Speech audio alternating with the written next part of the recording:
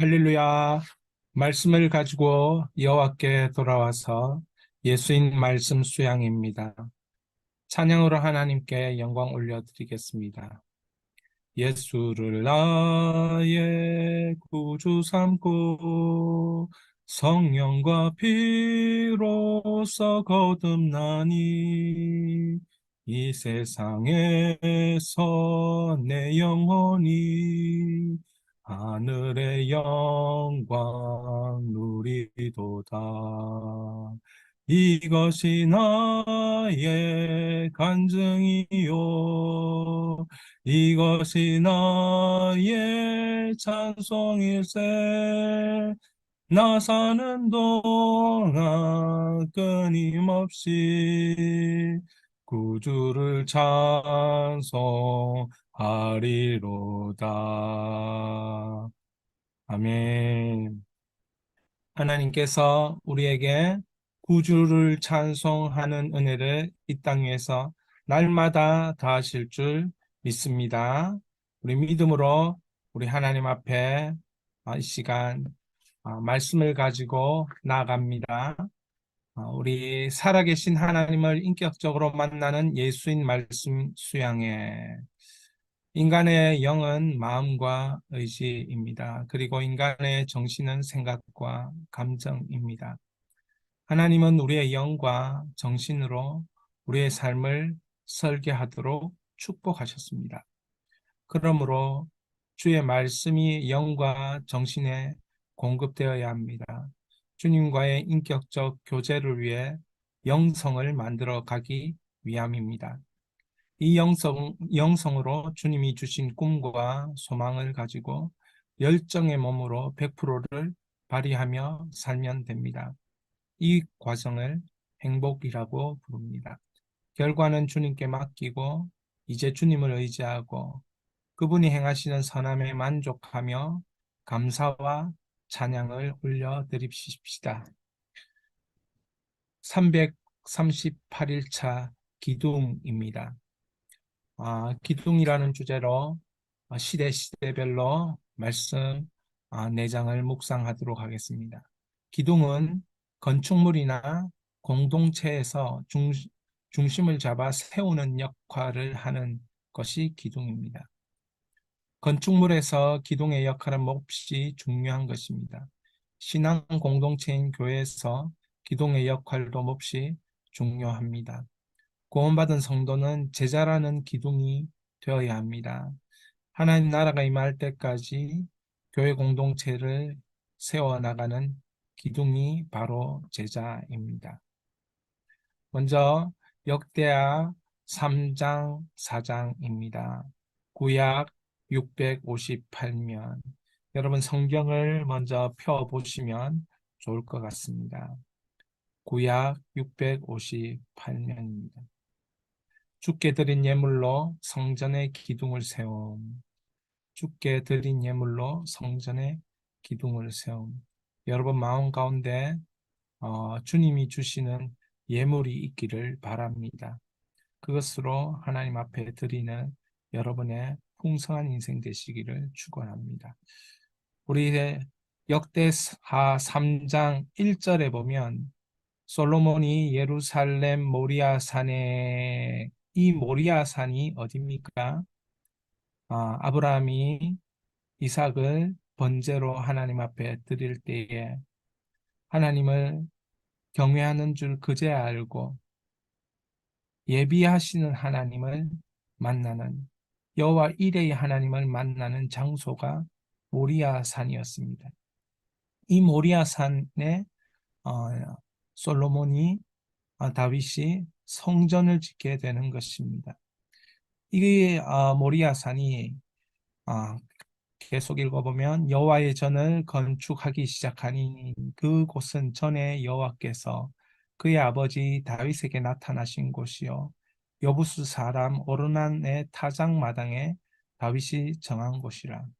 주님께서 이 모리아산을 또 이 다윗이 하나님을 만난 그런 장소가 바로 이 오르난의 타작마당 모리아산이 되는 것이고 골고다 언덕, 십자가가 세워진 골고다 언덕도 명칭만 바뀌었지 거기가 모리아 산입니다. 그러므로 구속의 역사는 창세 전부터 계속해서 진행되어 왔다는 것을 우리는 확인하게 됩니다. 1번 문제를 묵상 문제에 우리가 답을 하도록 하겠습니다. 솔로몬이 성전에 만든 기둥 둘의 이름은 무엇이며 어떤 뜻을 가지고 있을까요? 우리 15절에서 17절입니다. 형광펜을 들고 15절부터 천천히 읽어보겠습니다. 성전 앞에 기둥 둘을 만들었으니 높이가 35규빗이요 각 기둥 꼭대기에 머리가 5규빗이라. 성소같이 사슬을 만들어 그 기둥 머리에 두르고 성류 100개를 만들어 사슬에 달았으며 그 두 기둥을 성전 앞에 세웠으니 왼쪽에 하나요 오른쪽에 하나리라. 오른쪽의 것을 야긴이라 부르고 왼쪽 것은 보아스라 불렀더라. 예, 그렇습니다. 야긴과 보아스라는 성전 앞에 기둥을 두 개 세웠습니다. 여러분, 이 야긴이라는 뜻은 저가 세우리라, 저가 세우리라. 그러니까 성전에 이 주권이 개입하셔서 하나님이 그 성전을 세우신다. 하나님이 우리 인생을 세우신다. 하나님의 전적인 주권의 의미가 있는 것, 야긴, 저가 세우리라. 보아스, 그에게 능력이 있다. 오른쪽 야긴, 왼쪽 기둥 보아스. 보아스 그에게 능력이 있다. 결국 나의 힘, 나의 의지로 하나님이 사용하시지만 그곳에 하나님의 능력을 부으셔야만 우리가 나의 힘, 나의 의지가 능력 있게 발휘될 수 있습니다. 하나님이 어, 하나님께서 출발시키는 능력으로 우리에게 하나님이 원하시는 열매를 맺을 때는 꼭 하나님의 능력으로 모든 것을 감당하게 되는 것입니다. 우리 인생에 수많은 일이 있습니다. 수많은 일이 있을 때에 그것 모두 다 내가 다 하려고 하면 얼마나 힘들고 어렵습니까? 그때마다 하나님께서 맡기신 일이 하나님의 능력으로 되어지는 것들을 우리가 보기를 소원합니다. 그렇다면 결과도 아름답고 그 과정도 감사와 기쁨과 행복이 있을 것입니다. 그러므로 오늘 우리가 기도할 때에 주의 주권과 주의 능력이 나에게 임하게 하여 주시옵소서. 오늘 내가 형편 가운데 있는 모든 그 형편이 하나님의 주권적인 개입과 섭리가 나타나게 하시고 하나님의 능력이 나타나게 하셔서 하나님이 원하시는 열매를 맺을 수 있는 복을 저에게 더하여 주시옵소서. 기도하시기를 바랍니다. 우리 같이 읽겠습니다. 밑에 기둥은 여호와께서 자기 집을 세우시고 영원히 지키시리라는 사실을 상징하는 것이다. 그렇습니다. 이 두 기둥의 의미는 그냥 건축물로서 두 기둥이라는 그런 의미가 있겠지만 그것을 뛰어넘어서 그 기둥은 상징입니다. 하나님께서 자기 집을 세우신다. 하나님이 우리의 가운데 세우신 그 집으로 영원케 되어지는 하나님 은혜의 그 동행하심과 지키심이 있다라는 말입니다. 두 번째 묵상 질문은 솔로몬은 어떤 방법과 기준으로 성전 안에 있는 물건들을 만들었나요? 자, 오늘 사장에 역대하 사장에 보면 놋재단도 만들고 이렇게 성전 안에 여러 기구들, 놋 제품들 이런 것들을 쭉 만들어 나갑니다. 하나님의 전에 모든 기구들을 만들어 나가요. 그런데 4장 7절에 보면 또 다른 구절에도 동일한 말이 쓰인 반복적으로 쓰인 말이 있습니다. 무엇이냐 하면 성전 안의 물건을 어떤 방법과 기준으로 만들었느냐. 규례대로 우리 7절 같이 읽겠습니다. 또 규례대로 금으로 등잔 10개를 만들어 내전 안에 두었으니 왼쪽에 5개, 오른쪽에 5개며 이 규례대로라는 말을 이 지을 때마다 뭔가 만들 때마다 이렇게 규례대로 이렇게 반복적으로 사용하고 있습니다. 왜 규례대로 20절에 보면 지성소 앞에서 규례대로 불을 켤 순금 등잔대와 그 등잔이며 이렇게 말하고 있습니다. 왜 규례대로인가 보십시다. 규례대로라는 이 단어의 의미는 다윗 왕이 준 설계대로 이런 뜻이 있습니다. 그러니까 하나님께서 그 다윗 왕에게 성전의 설계도를 가르쳐 주셨습니다.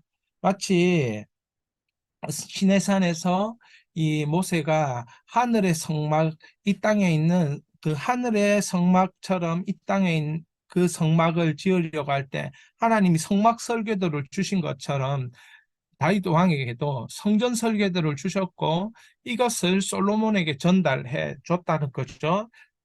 그래서 솔로몬이 성전을 짓게 될 때에 규례대로 다윗이 왕이 준 설계대로 여러분 건물을 설계대로 하는 것은 건축자의 의도를 가장 잘 반영한 것이고 그 건물이 가장 어, 보기 좋고 효과가 있고 또 가장 좋도록 하는 게 설계도의 그런 의미가 있습니다. 그러니까 설계도대로 규례대로 하는 것은 하나님이 가르쳐 준 대로 하나님이 그 의미를 최대한 하나님이 말씀하신 의미를 최대한 살리는 것.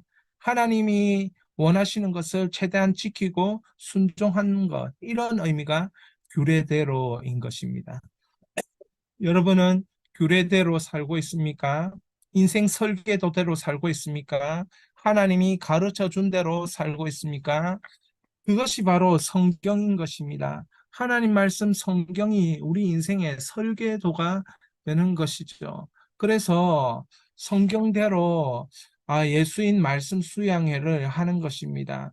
말씀을 가지고 여호와께로 돌아오라 호세아 선지자가 그렇게 말한 이유는 하나님의 설계도대로 한번 살아보자 그런 의미가 있는 것이죠. 그래서 오늘 하나님 앞에서 우리 기도할 때에 가르쳐 주시옵소서. 나도 인생 설계도가 있게 하여 주옵소서. 나의 인생 또한 저의 인생 또한 인생 성전으로 하나님께 드려질 수 있도록 저에게도 다윗 왕에게 주신 것처럼 모세에게 주신 것처럼 설계도를 주시옵소서. 인생 성전의 설계도를 허락하여 주시옵소서. 우리 몸이 뭡니까? 사도 바울이 우리 몸이 성령이 가시는 거룩한 전이라고 했습니다. 그러므로 이 거룩한 전의 설계도를 하나님 깨닫게 하옵소서. 영적 설계도를 보게 하옵소서. 그런 기도가 있어야 되겠습니다. 인생 설계도를 보게 하옵소서. 예. 그리고 다음 요한일서 3장입니다. 요한일서 3장 신약 390면 신약 390년 한번 펴보시겠습니다.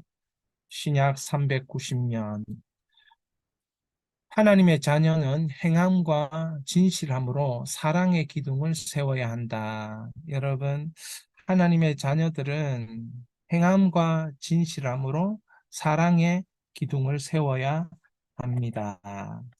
자, 우리가 오늘 3번 묵상 질문은 사도 요한은 마지막 때에 하나님의 자녀들과 마귀의 자녀들을 구분하는 기준이 무엇이 된다고 말했습니까? 무엇이 된다고 말했습니까?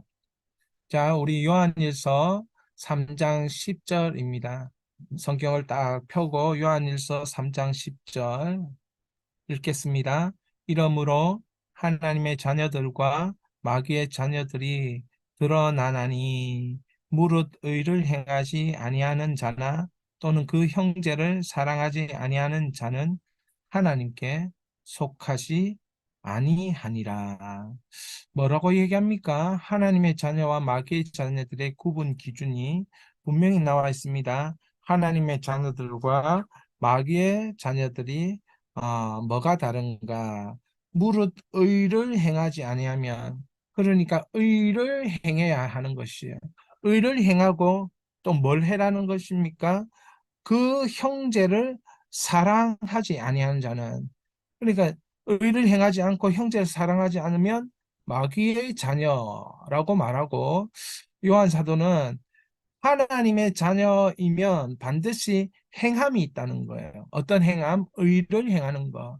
예수 그리스도 그분이 내 인생의 참 의가 되신다. 그 의 대신 주님을, 예수님을 추구하는 행함.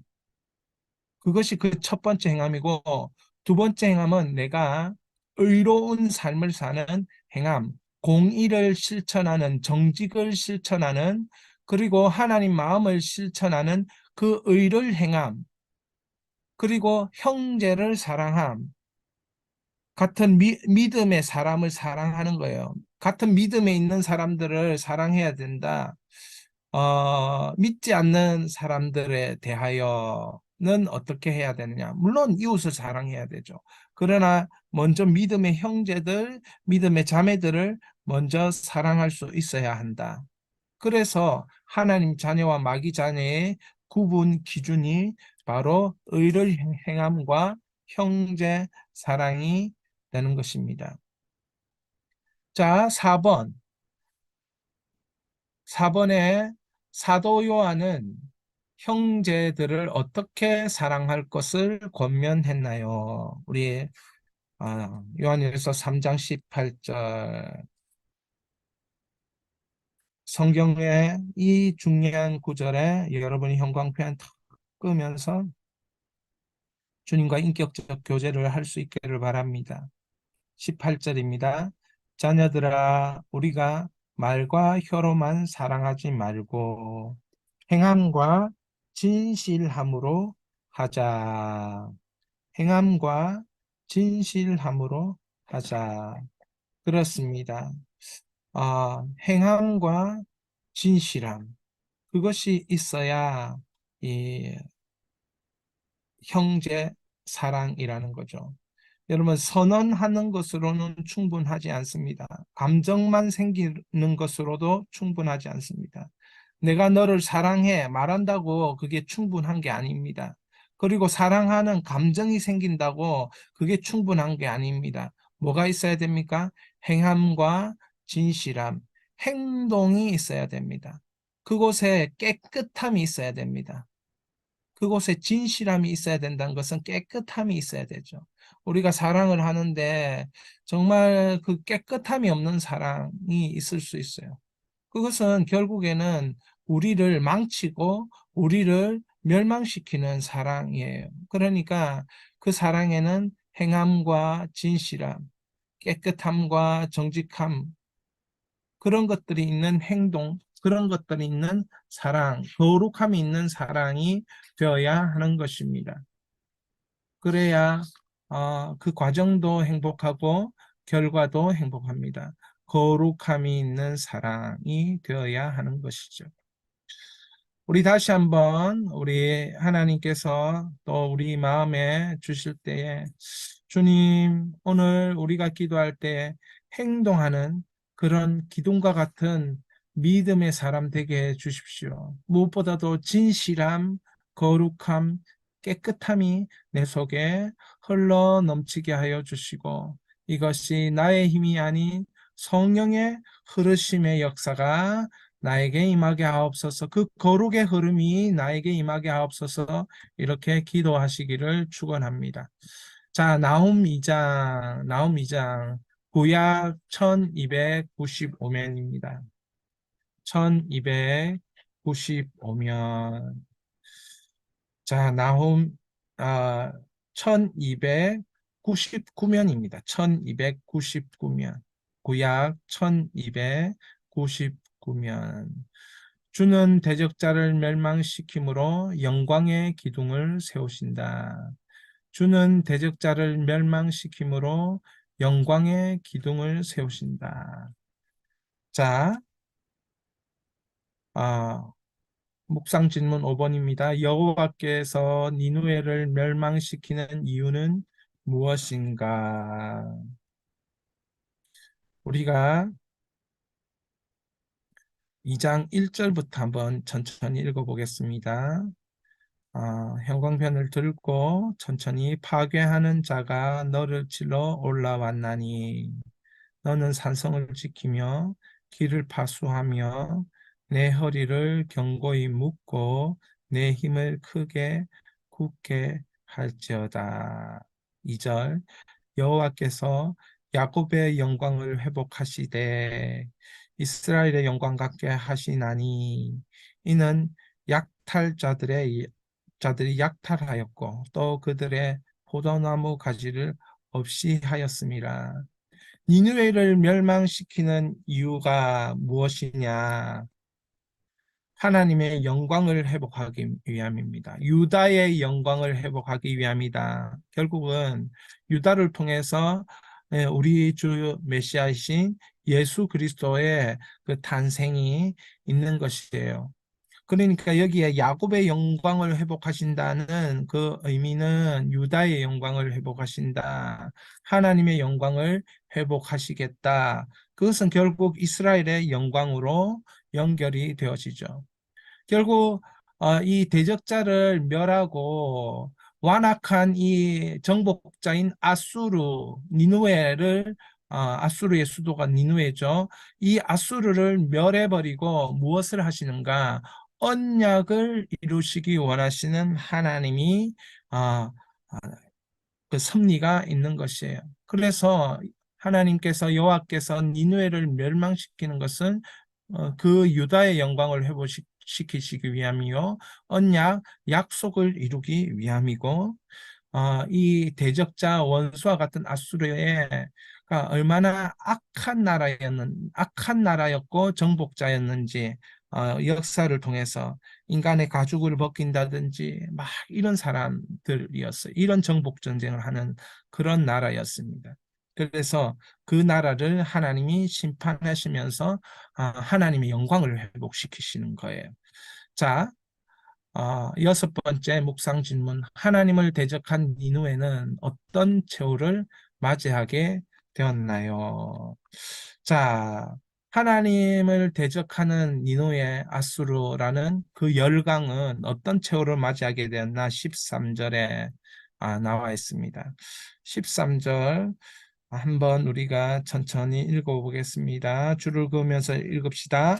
만군의 여호와의 말씀에 내가 내 대적이 되어 내 병거들을 불살라 연기가 되게 하였고 내 젊은 사자들을 칼로 멸할 것이며 내가 또 내 노력한 것을 땅에서 끊으리니 내 파견자의 목소리가 다시는 들리지 아니하리라 하셨느니라. 어떤 최후를 맞이하느냐? 1절 13절에 보면 만군의 여호와 이렇게 얘기했습니다. 만군의 여호와. 만군의 여호와는 뭡니까? 승리하시는 하나님, 전쟁 가운데 승리케 하시는 하나님.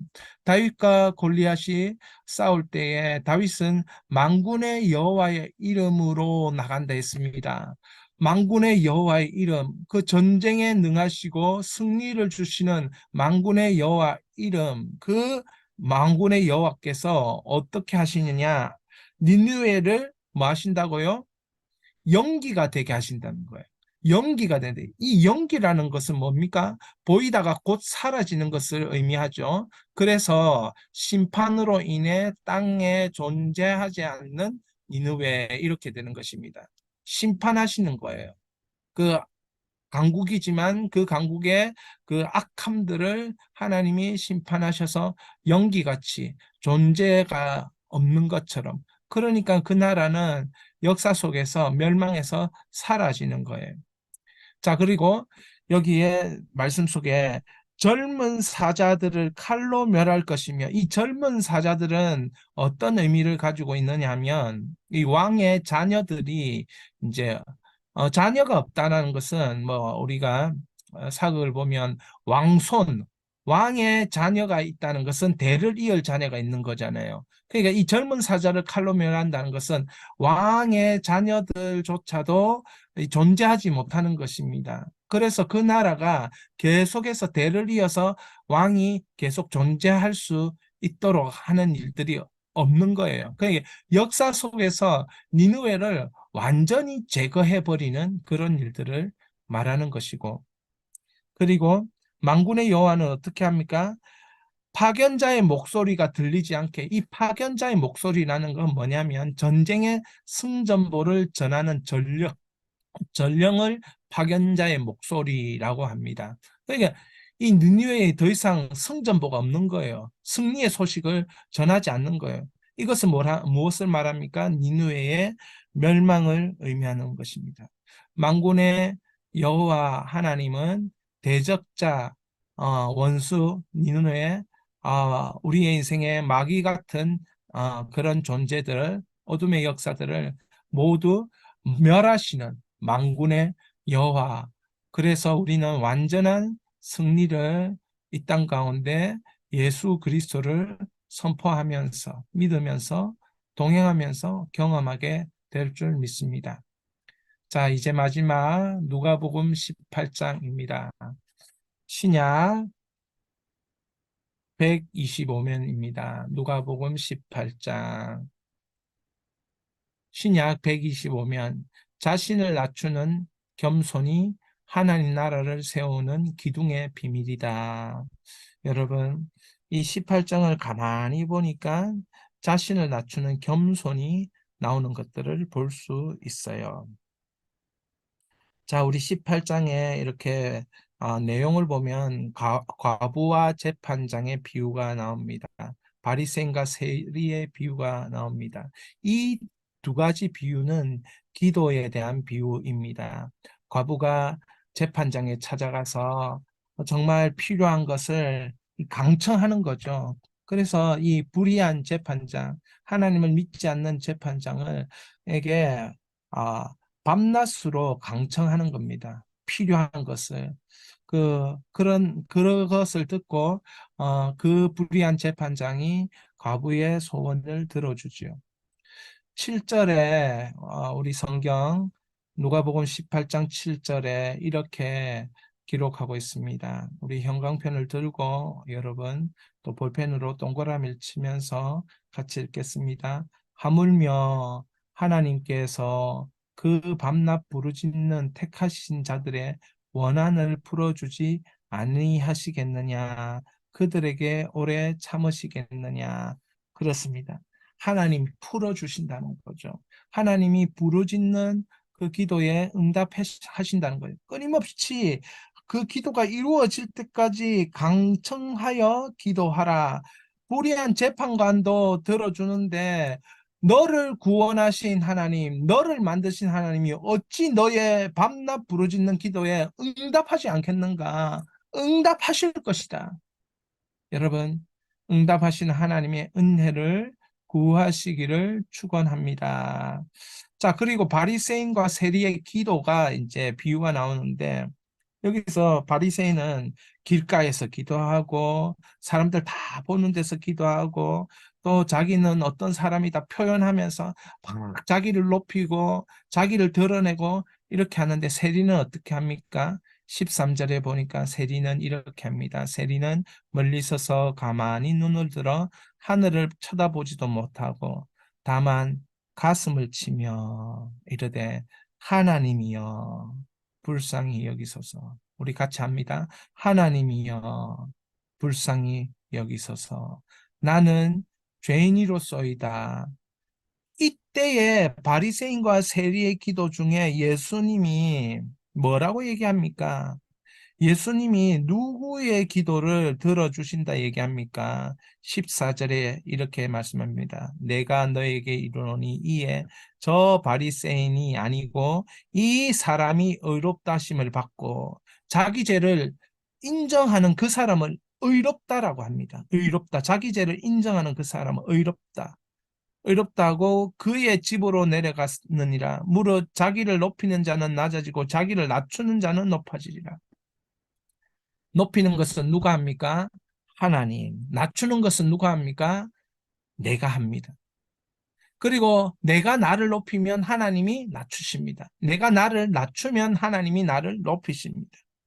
바로 바리새인과 세리의 비유를 통해 우리는 깨닫게 됩니다. 그리고 밑에 어린아이들을 금하지 말라, 부자 관리에 대한, 그리고 죽음과 부활을 다시 이르시는 요 두 가지를 또 하나로 볼 수 있어야 합니다. 어린아이에 금하지 말, 하나님 나라에 들어가는 자, 어린아이와 같은 그런 믿음, 순전한 믿음, 깨끗한 믿음, 주님을 의지하는 믿음, 주님을 찾는 믿음, 그 어린아이와 같은 믿음, 부모를 찾는 마음을 가진 그것처럼 그렇게 하나님을 전적으로 참고 하나님을 의지하고 하나님 아니면 안 된다라고 말하고 하나님 살려주세요. 뭘 해주세요. 어린아이처럼 그렇게 하라는 거예요. 그런 사람이 하나님 나라에 들어가는 사람이라는 거예요. 부자는 뭡니까? 큰 부자는 그 예수님 뭐라 다 팔아라고. 그래서 가난한 자에 다 주라고. 그러면서 예수님이 뭐라 합니까? 25절에 낙타가 바늘귀로 들어가는 것이 부자가 하나님 나라에 들어가는 것보다 쉬우니라. 부자는 하나님 나라에 들어가기 어렵다. 이렇게 얘기합니다. 그러면서 죽음과 부활에 대해 다시 해요. 결국에는 이 하나님 나라가 이제 우리의 천국을 의미하는 그것들을 이렇게 보여주시는 것이죠. 자, 묵상 질문 7번.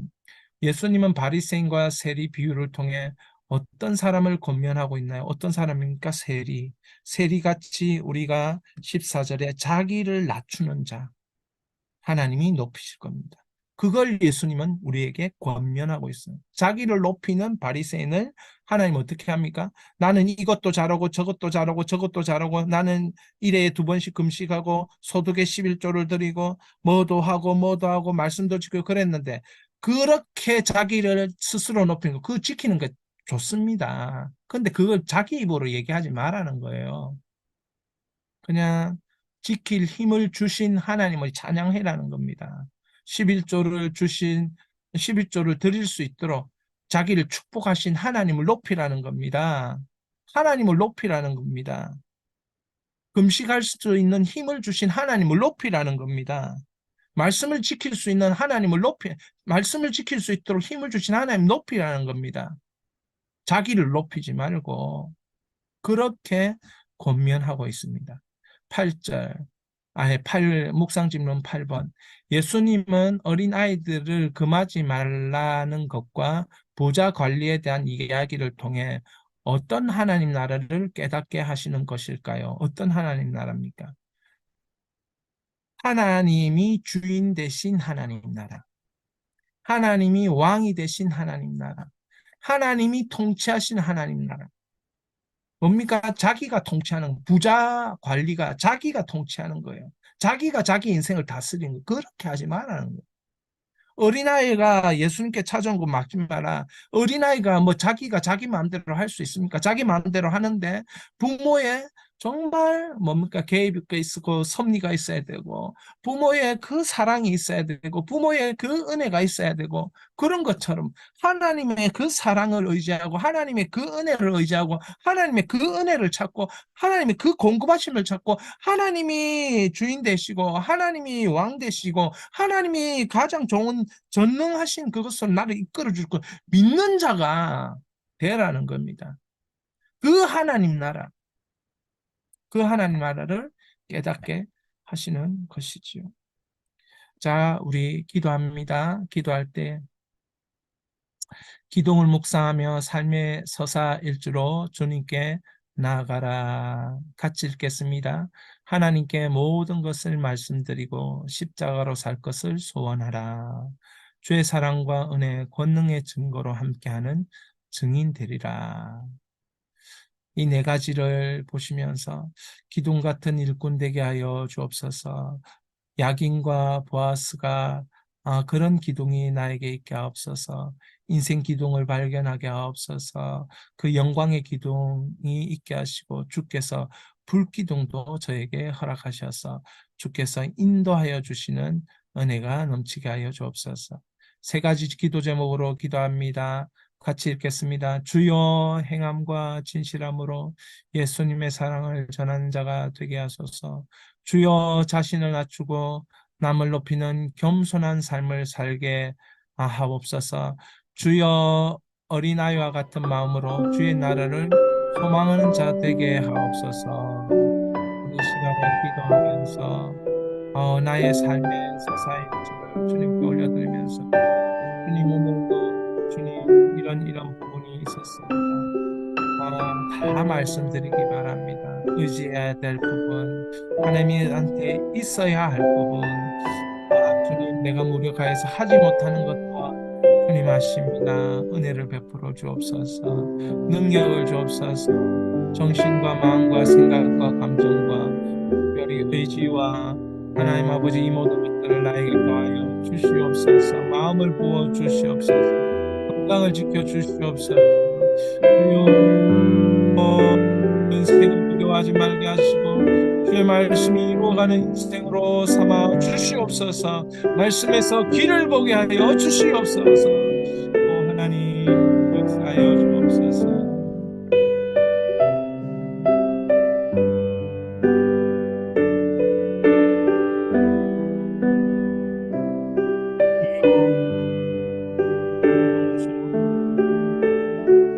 아버지 인생을 읽어보았으니 아버지 하나님 기도는 여러분의 인생 가운데 있어야 되겠습니다. 이제는 주님께서 아버지 하나님의 저가 세우니가 그에게 능력이 있다 이 이야기가 보았으니 아버지 하나님 은혜가 아버지 임하게 하여 주시옵소서. 그 방법대로 아버지 하나님 설교도가 있게 하여 주시고 아버지 주여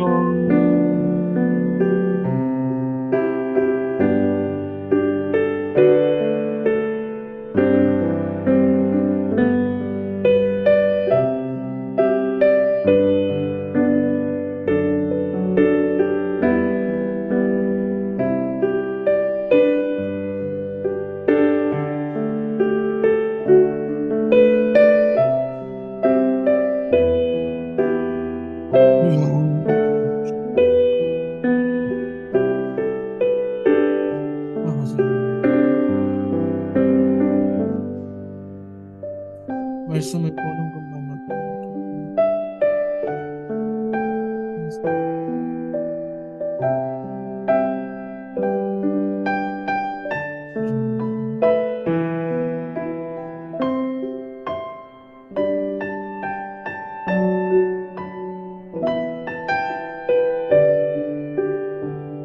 주여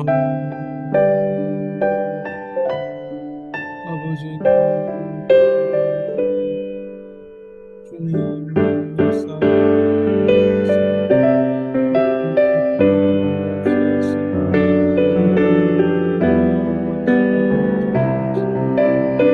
내가 선하신 분이 아버지 인생 가운데 찾아올 수 있습니다.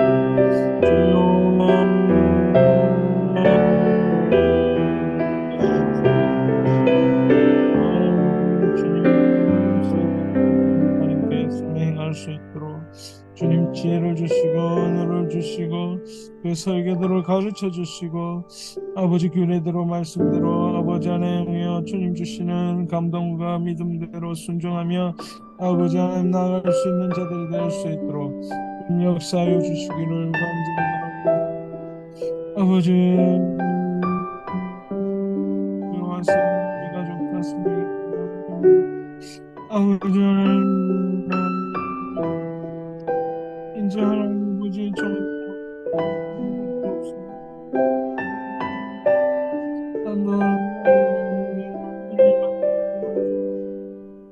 아버지 불쌍히 예를 베푸소서.